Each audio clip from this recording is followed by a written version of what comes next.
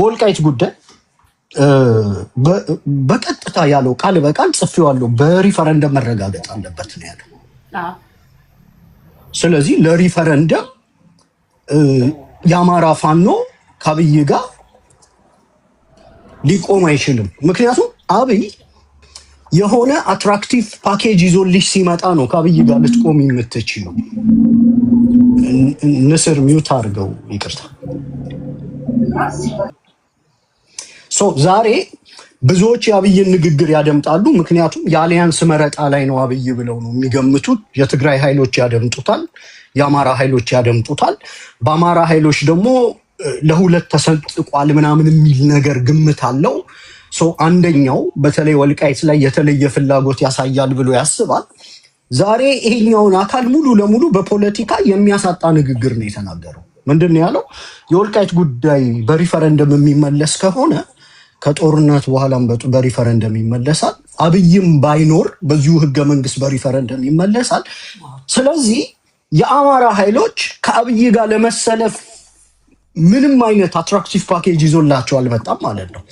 ራዘር ለትግሬዎቹ ምንድን ያላቸው በእኛ ሚዲያ ላይ መጥቶ ለአማሮች አልሰጥም፣ ይኸው በራሳቸው ሚዲያ እየነገርኳቸው ነው፣ ጉዳዩ በሪፈረንደም ነው የሚመለሰው፣ ተፈናቃዮች ይመለሳሉ።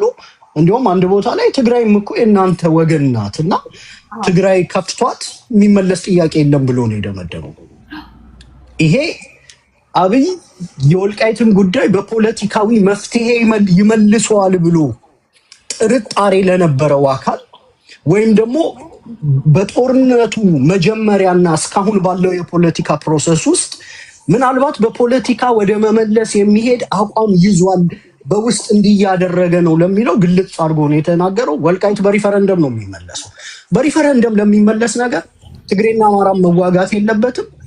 አብይም ጋር የተለየ የሚያስቆም ነገር የለም። ምክንያቱም መልሱ ሪፈረንደም ነው። የትግሬና የአማራ ሰዎች ወልቃይት ላይ ቦት አድርገው የሚመልሱት ከሆነ ከአብይ ጋር በመቆም የሚገኝ ነገር ስለሌለ ያን ቡድን ቶታል ያቶታል።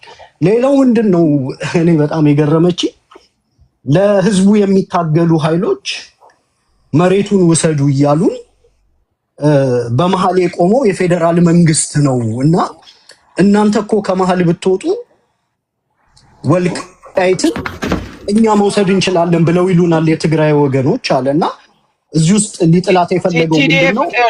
ለህዝቡ የሚታገሉ እኮ ያለው ዩሪ ቲዲኤፍ ነው ኖ ፋኖችን ነው እንጂ ይኸውልህ ራሳቸው ለህዝቡ የሚታገሉ ኃይሎች መሬቱን ውሰዱ ብለውናል። በመሬቱ ውስጥ ግን ጣልቃ ገብቶ የቆመው የፌዴራል መንግስት ነው። እናንተ ብትወጡ መሬቱን ይሰጡናል ብለዋል ፋኖቹ ነው ያለው እኮ ዩሪ ፋኖ አይደለ ቲዲኤፎች የፌዴራል መንግስት ደብረጽዮን እኮ ተናግሯል። አሰሚው ቤቲ ቪዲዮ ካለ አሁን የወልቃይት ሪፈረንደም ካለ በኋላ አሰሚው ደግመሽ እስኪ እንደ ድጋሚ ልስማው። ግን ይኸውልህ መሰለህ ከዚህ በፊት ትዝ ካለ የትግራይ ኃይሎች ምንድነው የሚሉት በእነ ቴዲ ሪዮት እና አሉላም ሌሎቹ እነ ስታሊን የሚሉት ምንድነው የፌዴራሉ ይውጣ እንጂ የግማሽ ቀን ውጊያ ነው እኮ ይሉዋል። ገብቷል። እኛ ገብተን እንወጥን መሬቱን መልሳለን ይሉ ነበር ያለው ምን መሰለህ ያንን የደገመው መሰለኝ አይደለም የሚታገሉት ኃይሎች ሆናል የትግራይ ኃይሎች አየዋ። አሁን እዚህ ውስጥ ምንድነው ይዞ የመጣው? አሁን ሰውየው በየቦታው ነጥብ አንጠባጠበና መጀመሪያ ላይ ስለ ታሪክ ሲያወራ ጎንደርን በጣም ለኦሮሞ ዩሪ ጥምዶን ለማፍረስ አይመስልህም? ነው ይኸውልህ ጥምዶን ለማፍረስ ምን አለ የአማራ ኃይሎች አለ ውሰዱት ብለውናል ይላሉ ትግሬዎቹ። ማለት ቲፒኤልኤፎቹ ውሰዱት ብለውናል ብለው ለኛ ይነግሩናል። አማሮቹ ፈቅደዋል ለህዝቡ የሚታገሉት እና እሱ ደግሞ ገለልተኛ ሆኖ አይ በዚህ መንገድ አይደለም የሚወሰደው በሰላም ተደራድረ የሪፈረንደም ተደርጎ እሱ አደራዳሪ ሆኖ መጣየ። ግን አሁን ይሄ ለአማራ አንተ እንዳልከው እኔም የምስማማው ያ በተለይ ይሄ የወልቃይትን ኬዝ ብቻ ይዞ የአማራ ኬዝ አያገባኝም ያለው ዛሬ ለቅሶ ነው የሚቀመጠው፣ እርሙን ነው የሚያወጣው። ይሄ ጥሩ ነው ለአማራ ትግል። ቢኮዝ የነሳሚ ቡድን የናያሌው ቡድን የነመሳፈንት ቡድን ወጠኛው የጎንደር ቡድን ከዚህ በኋላ ተስፋዬ ለአብይ አህመድ ኮሎኔል ደመቀ ወልቃይትን ያስጠብቅልኛል ብለህ ተስፋ እንደማታረግ እርግጠኛ ነኝ። ከዚህ በኋላ በግልጽ መጥቶ ሪፈረንደም ነው እያለ ነው። ይሄ ግልጽ ነው። ግን አብይ አጀንዳው ምንድነው? አማራና ትግሬ አንድ ላይ ሊቆምብኝ ነው የሚለውን ነገር ለማፍረስ ነው የመጣው። በእኔ አረዳድ ይሄን ነው ያየሁት። እስቲ ዩሪ አጠቃልና ትሄዳለህ። አዲስ ታይም ፊድበት እኔ አንድ ላጠቃል ምንድነው እኔ በዚህ ኢንተርቪው አንደኛ ኢንተርቪው ሪሄርስ ተደርጎ በብዙ ዝግጅት የተሰጠ ኢንተርቪው እንደመሆኑ እጅግ በጣም በኳሊቲው የወረደ ነው። አይ ሚን ቲክቶክ ላይ በጣም ከዚህ የተሻሉ በርካታ ትንተናዎችን እንሰማለን which is በኢትዮጵያ ፖለቲካ ውስጥ የሚነገሩትን ነገሮች ሰው ይከታተላል።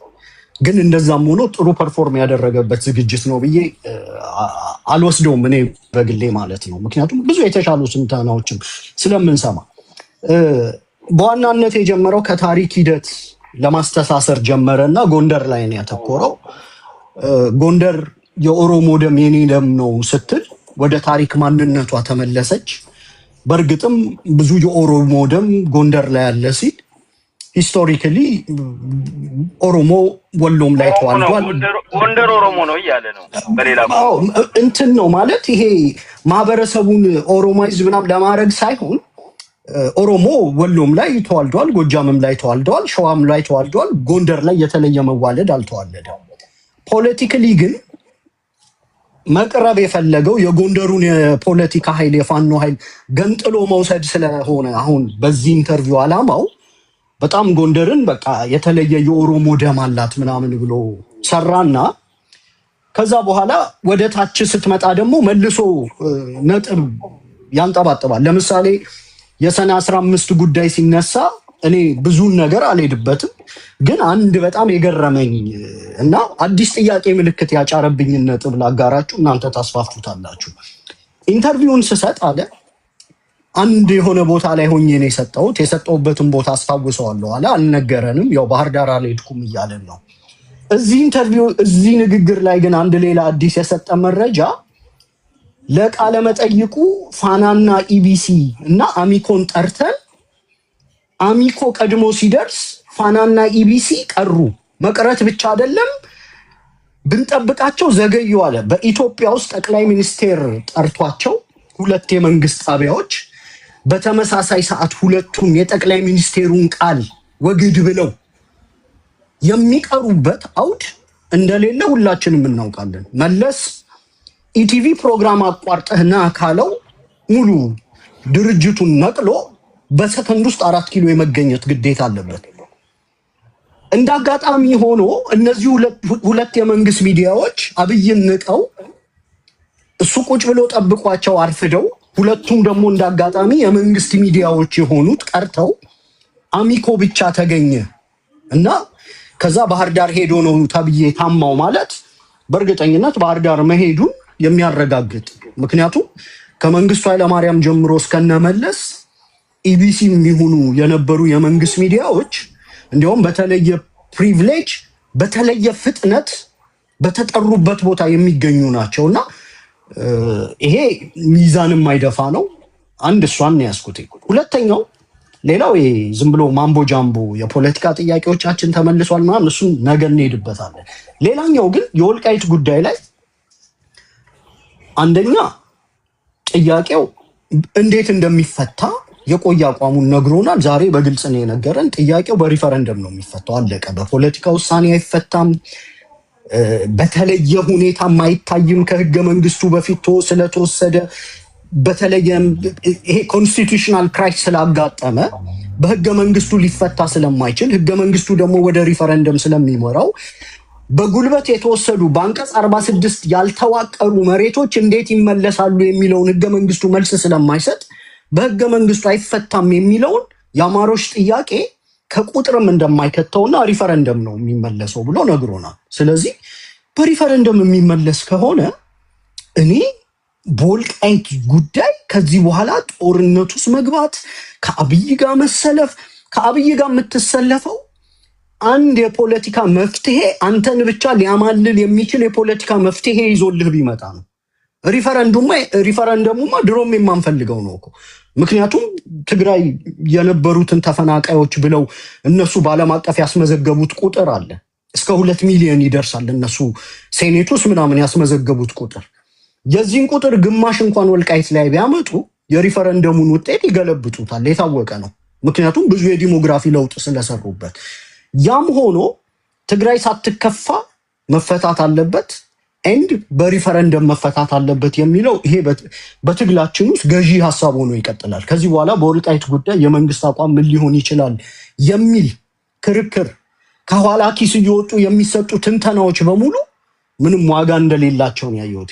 ሶስተኛው አሁን የነገርኳችሁ ይቺ የፋኖ ኃይሎች ለትግራይ ሰዎች ሄደው አካባቢውን ውሰዱት ብለውናል፣ እንዲያውም አብረናችሁ እንዋጋለን ብለውናል። የፌደራል መንግስቱ ቢወጣ የምትለው 2 ነገር ናት የያዘችው። በሪፈረንደም ብፈታም ከኔ ፍላጎት ደግሞ 1 ኢንች የምታፈገፍግ ከሆነ ለጊዜውም ቢሆን በህጋዊ ማዕቀፍ ባይገባም ዛሬ ላይ ወልቃይት ላይ ሰው ገብቶ መውጣት ይችላል ይላል። በህጋዊ መንገድ ባይገባም ይልና እሷንም ልታጡ ትችላላችሁ ብሎ እያስፈራራ ነው ያለው። የፌደራል መንግስቱ በማንኛውም ጊዜ ጫና ከበዛበት ነቅሎ እንደሚወጣ፣ ሁለተኛ ደግሞ ፋኖን ለ2 መሰንጠቅ፣ ይሄ እዚህ ያለውን ጫጫታ ፋኖች ይኸው ለትግሬዎች እንሰጣለን ብለዋል ብሎ የፋኖን ኃይል ለ2 መሰንጠቅ ነው። እሱ ብዙም የሚሆን አይመስለኝም። አይ ቲንክ ነገ ከነገ ወዲያ የአፋብን የህዝብ ግንኙነቶች በሰላ አንደበታቸው ይቺን ፖለቲካ ወጥተው ያራግፏታል እርግጠኛ ነኝ። ግን የሞከረው ሴራም ማስፈራሪያ ነው። ሴራው ፋኖን ለመሰንጠቅ ነው። ማስፈራሪያው ደግሞ በምንም መልኩ ከኔ ብታፈነግጡ የፌዴራል ኃይሉ ይወጣል፣ ትግሬዎች ይመጡባቸዋል ነው። ትግሬዎች መጡም አልመጡም ጉዳዩ በሪፈረንደም ነው የሚፈታው። ስለዚህ ዛሬ አብራችሁ ይንቁሙና ነገ በህዝብ አስወስኜ መሬቱን በህግ ለትግራይ ያስረክባለሁ። እስካስረክብ ድረስ ግን ከኔ ጋር ሆናችሁ ከፋኖም ጋር ሳትተባበሩ ምናምን አይነት የሚል የፖለቲካ ሁኔታ ነው የሰራው። አይ ቲንክ እኔ ኦሊኖል ምን መሰለሽ ቤቲ፣ የዛሬው ኢንተርቪው ለኛ የነበረን ብዥታ የሚያጠራ ቢኮዝ አማራ ወልቃይት ላይ ለሪፈረንደም አልታገለም። ለሪፈረንደም ጦርነትም አያስፈልግም፣ ህገ መንግስቱ ሪፈረንደም ስለሚል ማለት ነው። 2 ክልሎች በአንድ ግዛት ላይ ካልተስማሙ በአንቀጽ 46 47 ከዛ በአንቀጽ 63 ወደ ፌዴሬሽን ምክር ቤት ይሄዳሉ። ፌዴሬሽን ምክር ቤት ኮሚቴ ያዋቅራል፣ ጥናት ያስጠናል፣ ጥናቱን ይዞ ያቀርባል ለፌዴሬሽን ምክር ቤት ሰዎች። የፌዴሬሽን ምክር ቤት ሰዎች ሪፈረንደም ያስፈጽማሉ። ህገ መንግስቱ ላይ በግልጽ የተጻፈ ነው። ይሄን ለማድረግ ኢቭን የድሮው ቲፒኤልኤፍም ቢኖር ፕሮሰሱ ተመሳሳይ ነው፣ ሪፈረንደም ነው። አብይ በመምጣቱ ወደ ስልጣን የአማራ ኃይሎች አንድም ያገኙት ሰባራ ነገር የለም። ስለዚህ እኔ እንዴት ነው ማየው፣ በወልቃይት ጉዳይ ላይ መጀመሪያ አማሮችን ከፋፍሎ የጎንደር ህዝባችንን የተለየ በደም የሚጠጋ አስመስሎ ምናምን ጎንደር ላይ አተኩሎ እያሽከረከረ አምጥቶ መጨረሻ ላይ ጥያቄው በሪፈረንደም ይፈታል ሲል አስቦትም ይሁን ሳያስበው ለኛ ትልቅ ጥያቄ መልስ ነው የሰጠን። ስለዚህ ከዚህ በኋላ ከአብይ ጋር ለመቆም የምታስብ ሰው በሙሉ ጥያቄ በሪፈረንደም ይፈታ እያልክ ነው። በሪፈረንደም ደግሞ ያው ካለው የዲሞግራፊ ለውጥ አንጻር ወልቃይት ወደ ጎንደር እንደማይመለስ እኔም እናንተም እናውቀዋለን። እዛ ሀገር ላይ የሰላም ኢንቫይሮንመንት ሲፈጠር ተፈናቃዮች ይመለሱ ይላሉ። እነሱ ያስመዘገቡት ቁጥር አለ። ዓለም አቀፍ ሚዲያዎች፣ አድቮኬሲዎች ምናምን በሙሉ በእነሱ ጎን ነው የቆሙት። ኢንፋክት ዛሬ አማራውን በቃላት አጭበርብሮ ይሄ በሚዲያ በመምጣቱና በኋላ የጠቀሳቸው ይሄ የመደመር መንገድ ቅኔን ይከተላል፣ ደቦን ይከተላል፣ የግጭት አፈታቱ ደግሞ ከሽምግልና ባህላችን የተቀዳ ነው ምናምን ብሎ የአማራ እሴት የሚመስሉትን ነገር ጠቅሶ በኋላ ላይ ደግሞ የቀረቀረው አለ። ኢንስቲትዩሽናል ግንባታው የገዳ ነው አለ። ዋናው ነገር ማለት አንተ በቅኔ ብታናግረኝ እንደገና አብሮ ለመስራት ደግሞ በደቦ ብትሰራ ዋናው ኢንስቲትዩሽኑን በገዳ ከገነባኸው እየገነባህ ያለው ምን አይነት ስርዓት እንደሆነ በኢንስቲትዩሽንህ ነው የማየው። እዛም ውስጥ ያው ፖለቲካ በደንብ በመነጽር ለማያዩ ሰዎች መደመር ቅኔ ነው፣ የአማራ ሴት አለበት ምናምን፣ በአማራ ሚዲያ ነው የቀረበው ምናምን ብዙ ለማጨናበር ነው የተሞከረው። ግን በመጨረሻው ሲደመደም ምንድነው እንዲያውም ከዛ በፊት አንድም ጉዳይ የአማራ ጥያቄዎች ላይ የሰጣቸው ሁለት ምላሾች ደግሞ እንደዚሁ ኢንትረስት ያደረጉኝ ነበሩ።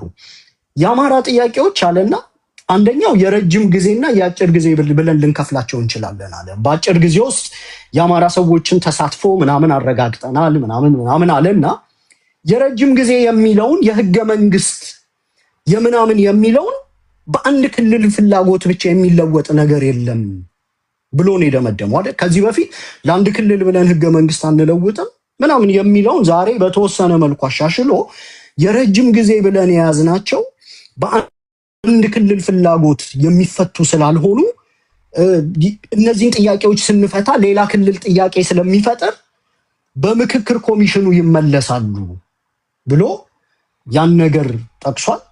እኔ አይ ቲንክ በምክክር ኮሚሽኑ የሚመለስ የአማራ ጥያቄ እንደሌለ ሁላችንም እናውቀዋለን። ስንደመድመው ግን ምንድነው አንደኛ ለምን አማራ ሚዲያ ሄደ? ይሄ ፒቲ ትሬደሮችን ይሄ ርካሽ የፖለቲካ ተንታኞችን ይሄው በአሚኮኖ መጥቶ መግለጫ የሰጠው ለአማራ ህዝብ የተለየ ክብርና ቀረቤታ አለው። ቢኮዝ ፕሬዘንስ ስነ ልቦናም ጭምር ስለሆነ ለምሳሌ ዛሬ ይህንን ኢንተርቪው በትግራይ ቴሌቪዥን ቢያደርገው ኖሮ ፖለቲካል ስቴትመንቱ ለትግራይ ህዝብ የተሻለ አፊሌሽን አለው ብለው የሚተረጉሙም ሰዎች ስላሉ ይሄንን በአማራ ሚዲያ ቀርቧል ምናምን ነው። ግን የሎቢንግ ስራ ነው። የፋኖ ትግል ከብዶኛል ሶ የአማራውን ህዝብ የፖለቲካ ጫና በመፍጠር ህዝቡ ፋኖን እንዲቃወም በማድረግ ይሄው አብይ እኮ በሚዲያ መጥቶ ተቸግሮ ለአማሮች ጥያቄውን እያብራራ ስለሆነ ፋኖች አበዙት ምናምን የሚል ፋኖ ላይ ህዝቡን የማሳመጽ አይነት ነገር ነው ለመስራት። ለምን አሁን ይህንን የሰጠበት ምክንያት በቅርቡ በኤርትራም ይሁን በትግራይ ኃይሎች በኩል ሊመጡ የሚችሉ የፖለቲካና ሜይቢ የጦርነት ጫናዎች ሊኖሩ ስለሚችሉ እንደተለመደው ይሄ ሀገር ወዳዱን አማራ በሀገር መፍረስ ምናምን ጭምር በማስፈራራት ሜይቢ የህዝቡን ስነ ልቦና ከፋኖ ለማሸሽ የተደረገ ነገር ነው። እሱን ተገዝብ ያለው መጨረሻዋ ግን በዚህኛው ንግግሩ ማንን ለማምታታት ፈለገ? አማራ በማይረቡ በታጨቁ አርቲቡርቲ በሆኑ የፖለቲካ ቋንቋዎች በዚህ ንግግር ውስጥ አማራ የሚመስሉ ነገሮች ምን አሉ? በታሪክ ውስጥ የጎላ ሚና አለው። በመንግስት ለውጥ ውስጥ ከንጉሱ ሰስታቱ ጀምሮ አሁን ድረስ ተሳትፎ አድርጓል። ኦፍኮርስ አድርገናል። ከዛ አማራና ኦሮሞ እንደዚሁ ኢንተርሚንግል ያደረጉ የተዋለዱ የተዋሃዱ ህዝቦች ናቸው። በተለይ ደግሞ ምናምን ብሎ ጎንደር ላይ ኮይን ለኋለኛው ትግል ሲያዘጋጅ የመደመር መንገድ ውስጥ ምናምን የእናንተም እሴት አለ ቅኔ ደቦ ምናምን የሚመስሉ በፖለቲካ ሊተረጎሙ የማይችሉ ለአማራ ወጣት ዛሬ ኪሱ ውስጥ ገብተው ገንዘብና ዳቦ ሊሆኑ የማይችሉ ማደናበሪያዎች ልክ እንደ ድሮ ማለት ነው። ኤኒ የፖለቲካ ኃይልኛን ማደናበር ሲፈልግ አረንጓዴ ቢጫ ቀይ ይዞ ይመጣል። እሴቶቻችንን ይዞ ይመጣል። እንደዚሁ ቅኔ ነገስታት ምናምን ይላል። በፖለቲካ ግን ምን ተመለሰልን ብለን ኢምፔሪካሊ ስናየው ምንም የተመለሰልን ነገር የለም። ኦኬ ማደናገር የፈለገው እኛን ከሆነ በእኛ መድረክ ላይ ደግሞ ድጋሚ የፖለቲካ መልስ በመስጠት እነማንን ተለማመጠ? በአማሮች መድረክ ላይ ሄዶ የተለማመጠው የትግራይ የፖለቲካ ኃይሎችን ነው። ያላ ትልቁ ጥያቄያቸው የወልቃይት ጥያቄ ነው። ትልቁን ጥያቄያቸውን አሹርን ያደረጋቸው ለአማራ አልሰጠውም፣ የመስጠትም ፕላን የለኝም፣ አልሰጥምም፣ ለጊዜው ህጋዊ ያልሆነ መንግስት አለ ብሏል። ህጋዊ አይደለም ብሏል። ወደ ጦርነት አትግቡ፣ ይሄ አማራ ይዞት የሚቆየው መሬት አይደለም ነው። በዚህ የጎንደር ፖለቲካን የሚያራምዱ በአማራ ውስጥ አይኛ ወልቃይትን ይዘናል፣ አብይን አንታገልም፣ ፋኖም አይጠቅምንም የሚሉት ሰዎች ዛሬ ምንድነው ኤክስኪውዝ ሊያደርጉ የሚችሉት? አሁን ይሄንን ከሰሙ በኋላ ምንድነው ትሪገር ያደርጋሉ ወይንስ ሪአክሽናቸው ምን ይሆናል? እንደው ሳሳሰጠረውና ለነበላይም ለሌሎች እንትን ነበላ ሀሳቢስቱ ምን ያደርጋል? ምንድነው ይዞ ይመጡት? አብይ አይ ፋኖን እኔ የሚመስለኝ ፋኖን ይሄው ፋኖ አብይም መሰከረልን ፋኖ እኮ ለውሰዱት ብሏል የሚለውን ይዘው ነው የሚመጡት ወይንስ ሽንፈታቸውን ውጣው አይ በቃ ወልቃይት ጉዳይ አብይ አይሰጠንም እኛ አማራን ሆነን ቁምጣ ታጥቀን ሱሪ ታጥቀን እንታገል ብለው ይመጣሉ? የትኛው ነው የሚመስል? ግልጽ ነው። መጀመሪያ መደምደሚያው አንተ ያልከው ነው። በቃ አሁን ዝም ብሎ በዕለት ተዕለት ቋንቋ እናስቀምጠው ካልን አብይ አህመድ ዛሬ ለትግራይ ኃይሎች በተለይ የጌታቸውን ክንፍ የሚያጠነክር የፖለቲካ መስመር ይዞ ነው የመጣው። ምን ማለት ነው? ወልቃይት ኢዝ ኢኳል ቱ ሪፈረንደም ነው። በቃ አለቀ። ሌላ ምንም መፈላሰፍ፣ ትንተና፣ ትግል፣ ገለመሌ ከኋላ ኪስ እያወጣ ምናምን የምትሰጠው ሀሳብ የለም። ወልቃይት ኢዝ ኢኳል ቱ ሪፈረንደም ደጋግሞ ነው የተናገረው። ኢንፋክት ትግራይ መከፋት የለባትም በሚሰጠው ነገር ውስጥ ማለት በፖለቲካ ውሳኔ ቢወሰን ትግራይ ስለሚከፋት የሚወሰነው በሪፈረንደም ነው ሲል ይሄ ለትግራይ ትልቅ የፖለቲካ መልስ ነው። በተለይ ደግሞ ለሁለት የተከፈሉ የትግራይ የፖለቲካ ኃይሎች አብይ ወልቃይትን በጊዜ እያዘገየ ለአማራ ሊሰጥ ይፈልጋል የሚል ጭቅጭቅ ለሚያነሱት ይኸው በራሳቸው መድረክ ላይ ሄዶ በግልጽ ቋንቋ በሪፈረንደም እንደሚመለስ መልሶላቸዋል። ስለዚህ ከዚህ በላይ ምን ተፈለጋላችሁ ብለው ወደ ፖለቲካው ዲስኮርስ የሚገቡበት ነው እና አብይ አህመድ ዛሬ የነጌታቸውን ቡድን ድጋፍ ከትግራይ እንዲያገኙ የሚያጠነክር ይሄ የሪፈረንደሙ ጥያቄ ትግሬዎቹም ስለሚፈልጉት ደጋግሞም የሚጠይቁት እሱም ስለሆነ በእኛ በኩል ደግሞ ያልከው እሷም ብዬ ላቁም። በእኛ በኩል አንደኛ ሁለት ነገር ሊኖር ይችላል። የጥቅም ቡድን ኢንተረስት ግሩፕ ካለ አምሹር ከዚህ ትንተና ውስጥ ምንም ሊያወጣለት አይችልም። ወልቃይት ኢዝ ኢኳል ቱ ሪፈረንደም ነው። ስለዚህ ይሄ የጥቅም ቡድኑ ሪፈረንደሙ ይጠቅመኛል ብሎ ከአብይ ጋር ከተሰለፈ ወይ መብቱ ነው። ትልቁ ድል ግን ምንድን ነው? ለኛ በትንሽም ቢሆን ሳይገባቸው ድንገት በሆነ ነገር ድንግዝግዝ ውስጥ የነበሩ የጎንደር አማራ ፋኖዎችን በተለይ ይሄ የታችኛውን የፋኖ ስትራክቸር ወደ ቤታቸው ይመልስልናል። ምክንያቱም ወልቃይት ኢዝ ኢኳል ቱ ሪፈረንደም። በነገራችን ላይ አይደለም የፋኖ ስትራክቸር፣ ዛሬ እኔ ኮሎኔል ደመቀን ብሆን ጫካ ገብቼ ነበር ማድረው። ፋኖውን እርሰው የጎንደር ፋኖ ሆነ ፖለቲካ ከአንድ ሰው ጎን የምትቆመው ለጥቅምህ ነው። በፖለቲካ ሰው ስላሳዘነ ፊቱ ማዲያት ስላወጣ በንግግሩ አማራ ታሪክ አለው ስላለ የኦሮሞና የአማራ መዋለድ አማራው ለዘመናት ሲለፈልፍ የነበረውን ነገር መጥቶ ስለነገረ በፖለቲካ ከሱ ጋር አትሰለፍም። በፖለቲካ ዋትስ ኢን ኢት ፎር ሚ ነው አይደል? እኔ ምንድነው የምጠቀመው ነው። ዛሬ ቁጭ ብለው የአማራ ፋኖች ግምገማ ሲሰሩ ወልቃይት ኢዝ ኢኳል ቱ ሪፈረንደም ከሆነ ከአብይ ጋር ሊያሰልፍ የሚችል አንዲት የፀጉር ቅንጣቢ ያህል አይኖርም። አይደለም በፋኖ ደረጃ ዛሬ የተከዜ ዘብና ራሱ ኮሎኔል ደመቀ ጫካ ገብተው ነው የሚያድሩት። የጥቅም ቡድኑ በነበረበት ይቀጥላል። ዞሮ ዞሮ የፖለቲካ አረዳዱ ሻሎ ነው። ሙሉ ለሙሉ የፖለቲካ ጥያቄውን ሆሪዞንታሊ ወደ አማራ ክልል ይዞት ስለገባ ሪጂናል ፖለቲክስ እና እንዲህ አይነት ፖለቲካዎችን አርቆ አያይም። የዛሬው ግን አርቆ ለማያይ ሰው ራሱ በጣም ግልጽ አድርጎ ነው ሰውየው የተናገረው። ከዚህ በላይ ግልጽ ሊያደርገው አይችልም። ማጆሪቲውን ግን የአማራው ፋኖ ኃይል በዚህ ጉዳይ ላይ ወደ አንድነት ይሰበስባል ብዬ ነው ማምነው። ጨርሻለሁ። ቀጥሉ በቃ። ዮሪ አሁን ልዩነቱ ምንድን ነው? እኔ አሁን ልዩነቱ ምልካኩን እሱ የወልቃይት ጉዳይ በሪፈረንደም ነው የሚመለሰው ብሎ ያው በትግራይ ዙሪያ የተናገረውን ሰምተናል። ሞራ መዝኖ የተናገረው ለነሱ ነው። ፋኖ ለትግራይ ለሰጣለሁ አለ። አሁን ለአብይ እኮ በነገር ላይ በራሱም ይሁን በፋኖ ላይም ሆነ ሁላችንም ለትግራይ እንሰጣለን የሚል እሳቤ ነው ያለን አይነት ነገር ነው አይደል የተናገረው።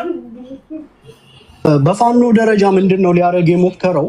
ያው ይሄ ሚዲያ ላይ ስንራኮትም ያዩናል። የፋኖ ኃይሉ ደግሞ አንድ ሆኖም የመምጣት ይሄ ምናምኑ ያውቃል ነው።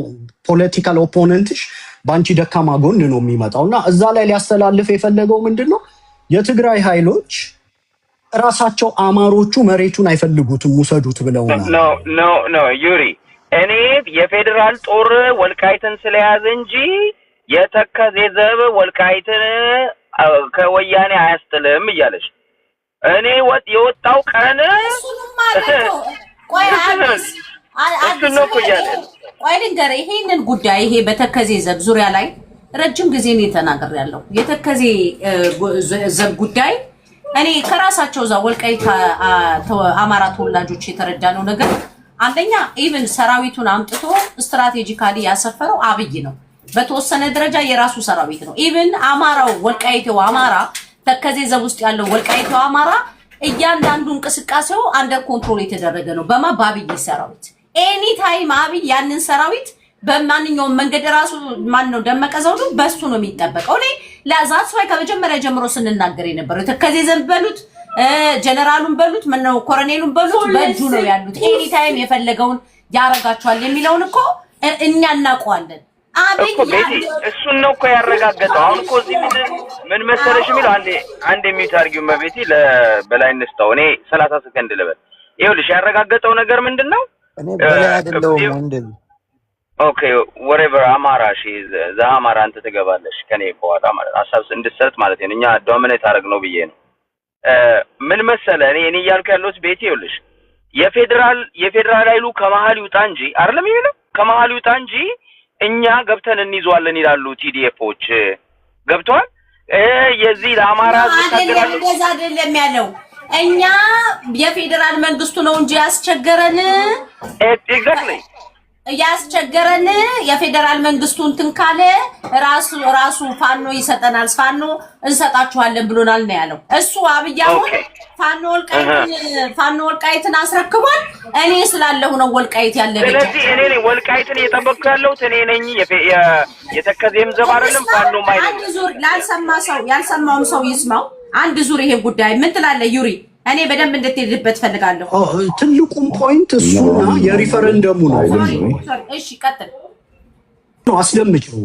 እሺ ለራሳቸው ለአማራ ህዝብ የሚታገሉ ኃይሎች ውሰዱት፣ እንዲያውም ይገባቸዋል ሁሉ የሚል ጥያቄ አረፍተ ማለት ሻለው የሆነ ሴራ ነው የሰራውና ይገባቸዋል ብለዋል። ሶ የፌደራል መንግስቱ ቢወጣ ፋኖ ለኛ እንቅፋት አይሆንም። በአማራ ክልል ግጭት አለ፣ ወልቃይት አንዱ ጥያቄ ነው ብዬ ስላቸው ነው በፈረንሳይኛ አይ ኖ ለህዝቡ የሚታገሉ ኃይሎች እኮ ውሰዱት ይገባቸዋል ብለውናል፣ እናንተ ብትወጡልን ብለውናል ነው። ሶ ይሄ ነገር ምን አይነት ነገር ይዞ ይመጣል? አንደኛው ቅድም እንዳልኩትኝ ሴራ መሆኑ ነው። ነገ ምናልባት አንዳንድ የፖለቲካ አመለካከት የጎደላቸው ሰዎች ይኸው አብይ እኮ ትግሬዎች እንዲህ ብለውኛል ብለዋል፣ ስለዚህ ፋኖ ውሰዱ ብሏል ብሎ አለ አብይ ብለው ፋኖን ለመክሰስ ማጣቀሻ የፋኖ ተቃራኒ የሆነውን አብይ አህመድን የሚጠቅሱ የከሸፉ ፖለቲከኞች ቲክቶክ ላይ ሂሬንዜር ሊደመጡ ይችላሉ። ያው ያ የመከነ ፖለቲካ ነው። ዞሮ ዞሮ በአሁን ሰዓት በኢትዮጵያ ፖለቲካ ውስጥ ማጣቀሻህን ኦፖነንት አድርገህ የራስህን አካል ለመክሰስ የምትመጣ ከሆነ ገና የፖለቲካ ድንግል ነህ ማለት ነው። ገና ከመወለዱ የከሸፈ ሴራ ነው ብዬ ነው የማምነው። ድርጅቱም አምሹር በሆነ ኢንተርቪው ላይ መግለጫ እንኳን ለዚህ ለወረደ ሴራ አይሰጡበትም።